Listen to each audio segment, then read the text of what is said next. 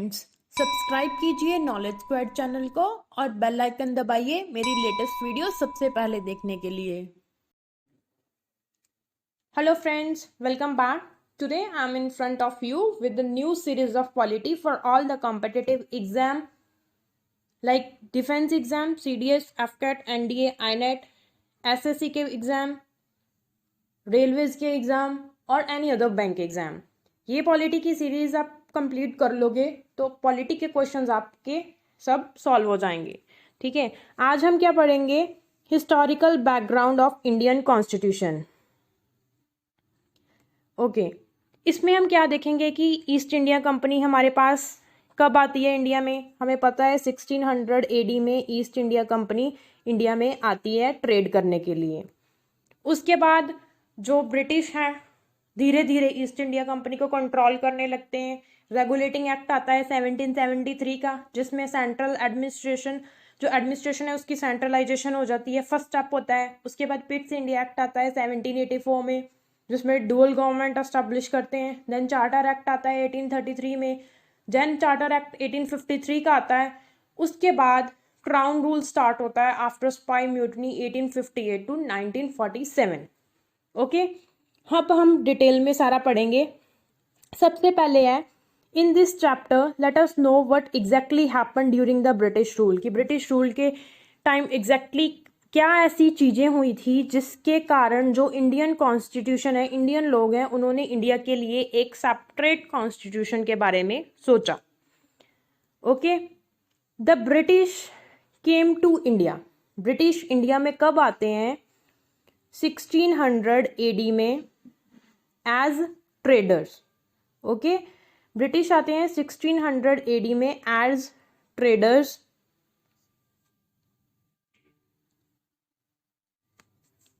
और East India okay as traders in the form of East India company. East India company को और कौन कौन से नाम से जाना जाता था? ईस्ट इंडिया ट्रेडिंग कंपनी और English East India company. Okay, these are the two names, East India trading company और इंग्लिश ईस्ट इंडिया कंपनी। उसके बाद क्या होता है? ईस्ट इंडिया कंपनी आ गई इंडिया में 1600 AD में। ईस्ट कंपनी जो है वो फाउंड हुई थी in the year 1600 for proceeding the trade with east Indies.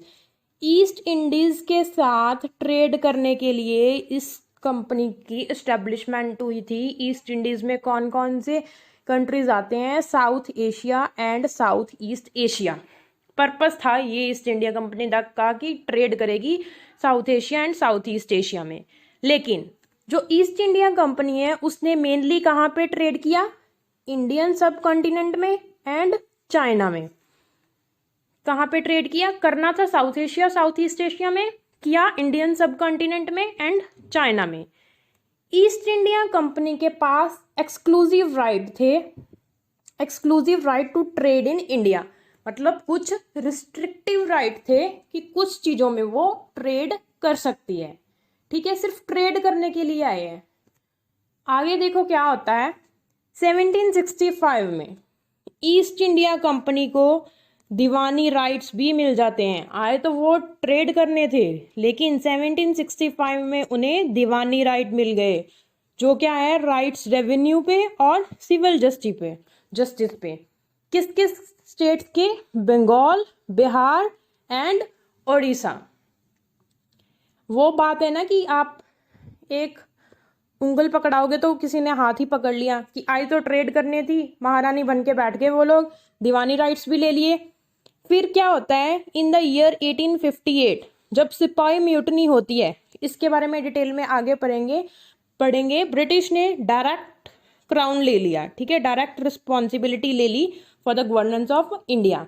और ये जो रूल है 15 अगस्त तक चलता है, जब इंडिया को इंडिपेंडेंस मिल जाती है। ठीक है, the above few lines are very brief description. Now let us try to understand more. In this video, we will be learning about what happened between 1600 and 1947. मैंने आपको बताया था कि ईस्ट इंडिया कंपनी सिर्फ ट्रेडिंग कंपनी की तरह आती है, ठीक है।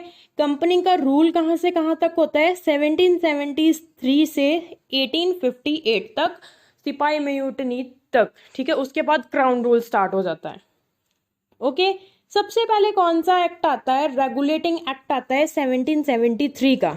इस एक्ट के अकॉर्डिंग ये फर्स्ट स्टेप था जो कि ब्रिटिश गवर्नमेंट लेती है क्या करने के लिए, control and regulate the affairs of East India company in India. 1773 के एक्ट में क्या होता है, फर्स्ट स्टेप है ब्रिटिश गवर्नमेंट के द्वारा कंट्रोल और रेगुलेट करना ईस्ट इंडिया कंपनी के अफेयर्स को। पॉलिटिकल और एडमिनिस्ट्रेटिव फंक्शंस जो हैं कंपनी के रिकग्नाइज होते हैं for the first time.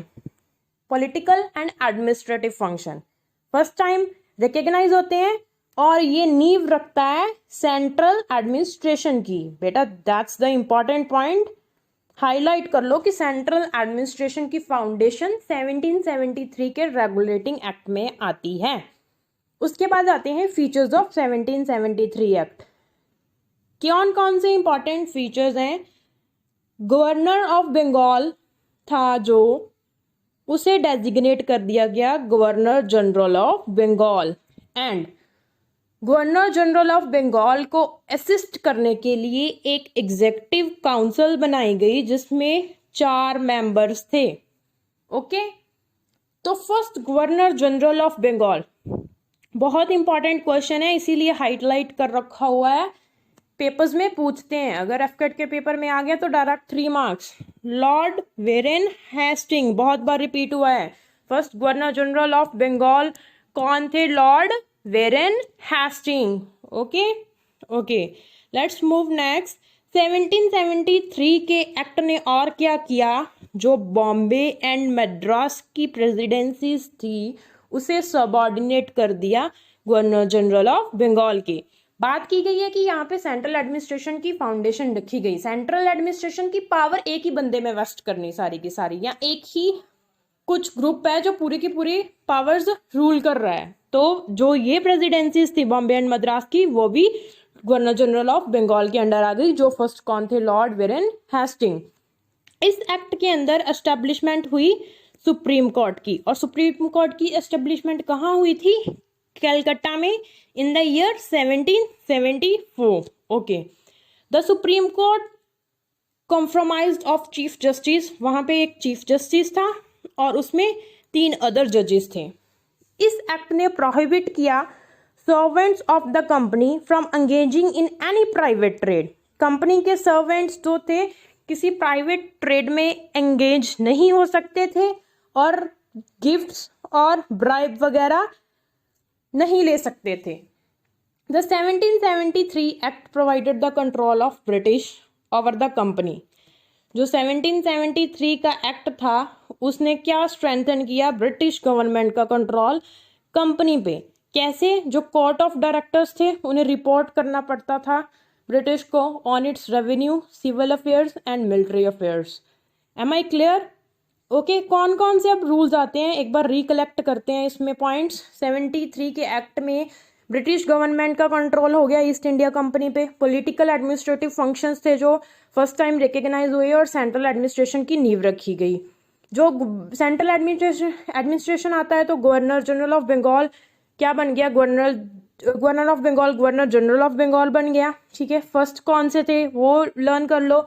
Madras और बॉम्बे की प्रेसिडेंसीज भी गवर्नर जनरल ऑफ बंगाल के अंडर आ गई। सुप्रीम कोर्ट बन गई। सुप्रीम कोर्ट में कितने जजेस थे।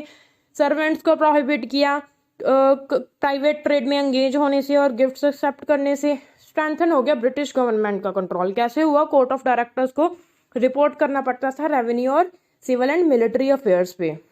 उसके बाद 1781 में एक्ट ऑफ सेटलमेंट आता है। ये कौन सा एक्ट था 1781 में, pass by British parliament. British parliament ने पास किया था रेक्टिफाई करने के लिए जो कुछ डिफेक्ट्स थे 1773 के एक्ट में, उसे करेक्ट करने के लिए, रेक्टिफाई करने के लिए एक्ट ऑफ सेटलमेंट 1781 पास किया गया। ओके, नेक्स्ट आता है हमारे पास पिट्स इंडिया एक्ट ऑफ 1784। अब पिट्स इंडिया एक्ट में क्या आता है, इसने डिस्टिंग्विश किया किसके बीच, कमर्शियल एंड पॉलिटिकल फंक्शन। जो 73 का एक्ट था उसमें पॉलिटिकल एंड एडमिनिस्ट्रेटिव फंक्शन थे। पिट्स इंडिया एक्ट में क्या नया हुआ डिफरेंस? कमर्शियल फंक्शन का, ठीक है। एक कोर्ट ऑफ डायरेक्टर्स बन गया इसमें और एक बोर्ड ऑफ कंट्रोल बन गया, मतलब डुअल गवर्नमेंट आ गई, court of director and board of control. Court of directors की क्या रिस्पॉन्सिबिलिटी थी? उसे इंट्रस्ट किया गया था। सी से कोर्ट इजी रहेगा याद करने में, सी से कमर्शियल। कोर्ट ऑफ डायरेक्टर्स क्या देखती थी? कमर्शियल अफेयर्स देखती थी। और बोर्ड ऑफ कंट्रोल को किसकी रिस्पॉन्सिबिलिटी दी थी? पॉलिटिकल अफेयर्स की। दस कहता है कि जो एस्टेब्लिशमेंट डुअल गवर्नमेंट की होती है वो किसके अंडर होती है? पिट्स इंडिया एक्ट के under. Okay. The companies territory in India for the first time called British possession. Companies की टेरिटरी को फर्स्ट टाइम ब्रिटिश पोजेशन बोला गया इंडिया में। नेक्स्ट आता है charter act of 1833। Charter act क्या था? जो नींव थी, फाउंडेशन थी सेंट्रलाइजेशन की, सेंट्रल एडमिनिस्ट्रेशन की, वो रखी गई थी रेगुलेटिंग एक्ट 1773 में। और ये क्या था? फाइनल स्टेप था toward centralisation of power in India. Now what is centralisation? पहले भी बताया है, concentration of power in single authority. एक सिंगल अथॉरिटी के पास सारी की सारी पावर जानी, उसे क्या बोलते हैं हम? सेंट्रलाइजेशन। अब यहाँ पे और ज्यादा सेंट्रलाइजेशन हो गई। जैसे पहले गवर्नर जनरल ऑफ बंगाल था, ठीक है, गवर्नर ऑफ बंगाल था 73 के एक्ट के से पहले, 73 में बन गया गवर्नर जनरल ऑफ बंगाल। फिर गवर्नर जनरल ऑफ बंगाल को पूरे भारत का गवर्नर जनरल ऑफ इंडिया बना दिया गया। और first governor general of India कौन थे? Lord William Bentinck. This is very important, please mark this. कौन थे? William Bentinck. तो और first governor general of Bengal कौन थे? Lord Warren Hastings. और इंडिया कौन है? William Bentinck. जो लॉज थे 1833 से पहले, उन्हें क्या बोला जाता था? रेगुलेशन। ओके। जो 1830 laws that were made under 1833, जो 1833 चार्टर एक्ट के अंदर बनाए गए हैं, उसे क्या बोला जाता है? एक्ट। ईस्ट इंडिया कंपनी जो कमर्शियल से प्योरली क्या बन जाती है? Administrative body. Very very important, ठीक है। कमर्शियल बॉडी से क्या बन गई ईस्ट इंडिया कंपनी 1833 के चार्टर एक्ट में? administrative body. This act provides for companies' territories in India were held by in trust for His Majesty, his heirs and successor.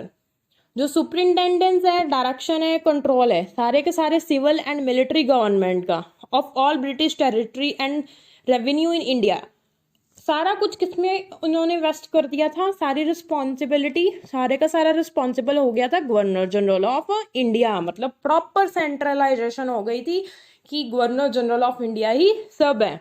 तो इसीलिए फर्स्ट टाइम गवर्नर जनरल की government को क्या बोला गया? Governor general of government of India, ठीक है। Governor general की गवर्नमेंट को फर्स्ट टाइम बोला क्या था? Government of India. एक काउंसिल क्रिएट की गई थी, ठीक है। अब एक बंदा है, उसके पास इतनी रिस्पॉन्सिबिलिटी आ गई, तो ऑब्वियसली एक कोई ना कोई काउंसिल होगी, ग्रुप ऑफ पीपल होगा जो उन्हें असिस्ट करेगा। तो उन्हें the council was known as Indian council. एक इंडियन काउंसिल क्रिएट हुई, काउंसिल पहले क्रिएट हुई थी, सॉरी। अब जो काउंसिल थी उसे इनलार्ज किया गया था फॉर लेजिस्लेटिव वर्क। इस एक्ट में एक काउंसिल को, इस काउंसिल को इनलार्ज किया गया था एक लॉ मेंबर ऐड करके, addition of law member in addition to existing 3, ठीक है। एग्जिस्टिंग 3 में एक और मेंबर ऐड हुआ था और काउंसिल को इनलार्ज किया था। This act attempted to introduce a system of open competition. जो सिविल सर्विसेज के लिए ओपन कंपटीशन होता है ना, एग्जाम होता है, इस एक्ट के द्वारा 1833 में उसे इंट्रोड्यूस करने की कोशिश करी गई थी, अटेम्प्ट थी, ठीक है। Note this point, this was attempt, okay. जो इंट्रोड्यूस हुआ था वो लेटर हुआ था, clear. This is an attempt only. Open competition was introduced later. Indians were not debarred from holding any place, office and employment under the company but negated because of opposition from court of directors. Next आता है हमारे पास Charter Act of 1853. This act was the last charter act passed by the British Parliament between 1793 and 1853. इस act ने क्या create किया था? Legislative council. और जो लेजिस्लेटिव काउंसिल है उसने कैसे वर्क किया? As a mini parliament. जो इंट्रोडक्शन की अटेम्प्ट की गई थी ओपन कंपटीशन की, वो की गई थी 1833 के एक्ट में। अब जो इंट्रोड्यूस हुआ था वो हुआ था charter act of 1853, introduce open competition of selection and recruitment of civil servant. जो इंट्रोड्यूस हुआ था वो 1853 में हुआ था, लेकिन जो अटेम्प्ट हुई थी वो 1833 में हुई थी। There is a difference between both two. Okay, this was also open to Indians, Indians के लिए भी ओपन थी। Indians were permitted to take part in the competitive examination. Accordingly Macaulay committee बनी। मैकले कमेटी कौन सी कमेटी है? जो सिविल सर्विसेज पे बनी थी। ठीक है, कौन से ईयर में बनी थी? 1854 में। याद रखना, सिविल सर्विसेज के लिए कौन सी कमेटी थी? मैकले कमेटी 1854 में बनी थी। और फर्स्ट इंडियन कौन थे जिन्होंने सिविल सर्विसेज ज्वाइन की थी? Satyendranath Tagore. Okay, this is also very very important. First Indian जिन्होंने सिविल सर्विसेज ज्वाइन किया था वो कौन थे? सत्येंद्रनाथ टैगोर। ओके, अब पॉइंट्स रिकलेक्ट करते हैं सारे इंपॉर्टेंट। सबसे पहले ईस्ट इंडिया कंपनी 1600 AD में आती है भारत में सिर्फ ट्रेड करने के लिए। ठीक है, फिर वो रानी बन के बैठ जाते हैं। 1765 में उन्हें दीवानी राइट मिल जाता है बंगाल, बिहार, उड़ीसा में। 1858 के बाद जो ब्रिटिश है वो डायरेक्ट जो क्राउन है वो रिस्पॉन्सिबिलिटी ले लेता है। कंपनी रूल आता है 1773 से 1858 तक। सबसे पहले क्या आता है हमारे पास? रेगुलेटिंग एक्ट 1773 का फर्स्ट स्टेप होता है taken by British government to control and regulate affair of East India company. Political और administrative functions first time recognise होते हैं और सेंट्रल एडमिनिस्ट्रेशन की नींव रखी जाती है। उसके बाद आते हैं फीचर्स। फीचर्स में क्या होता है कि गवर्नर बंगाल के को गवर्नर जनरल ऑफ बंगाल बना देते हैं। एग्जेक्टिव काउंसिल बनती है 4 मेंबर्स की गवर्नर जनरल को असिस्ट करने के लिए। पहले गवर्नर जनरल कौन होते हैं? बंगाल के लॉर्ड वेरेन हेस्टिंग। जो मद्रास और बॉम्बे की presidency governor general of Bengal के अंदर आ जाती है। सुप्रीम कोर्ट बनती है। ठीक है, जो गवर्नमेंट है उन्हें ब्राइब लेने से मना किया जाता है, प्राइवेट ट्रेड में एंगेज होने से मना किया जाता है। स्ट्रेंथन करता है ब्रिटिश गवर्नमेंट का कंट्रोल ओवर द कंपनी। कैसे करता है? कोर्ट ऑफ डायरेक्टर्स को रिपोर्ट देनी पड़ती है ब्रिटिश को। फिर 1781 का एक्ट पास होता है, जो भी डिफेक्ट उन्हें लगते हैं 1773 में उसे रेक्टिफाई करने के लिए। उसके बाद पिट्स इंडिया एक्ट आ जाता है। पिट्स इंडिया एक्ट में मेन इंपॉर्टेंट चीज़ क्या है कि डबल गवर्नमेंट होती है। Court of director commercial affairs देखती है और board of control political affairs देखती है। ठीक है, उसके बाद आता है चार्टर एक्ट 1833 का। फाइनल स्टेप है सेंट्रलाइजेशन का। गवर्नर जनरल ऑफ बंगाल को गवर्नर जनरल ऑफ इंडिया बना दिया जाता है। तो फर्स्ट कौन है? Lord William Bentinck. जो 1833 से पहले लॉज होते हैं वो रेगुलेशन कहलाते हैं और बाद वाले एक्ट्स कहलाते हैं। इसमें ईस्ट इंडिया कंपनी प्योरली क्या बन जाती है? Administrative body. ओके, और इसके बाद गवर्नर इंडियन काउंसिल को भी एक लॉ मेंबर ऐड करके और बड़ा किया जाता है।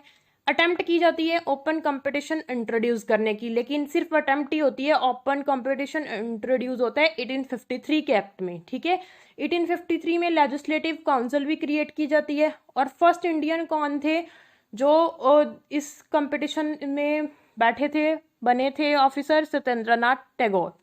Okay, this is all about today's video. अगर आपके स्टिल कोई डाउट्स हैं तो please post your doubts in the comment section. Next video में हम क्राउन रूल से स्टार्ट करेंगे। Thank you.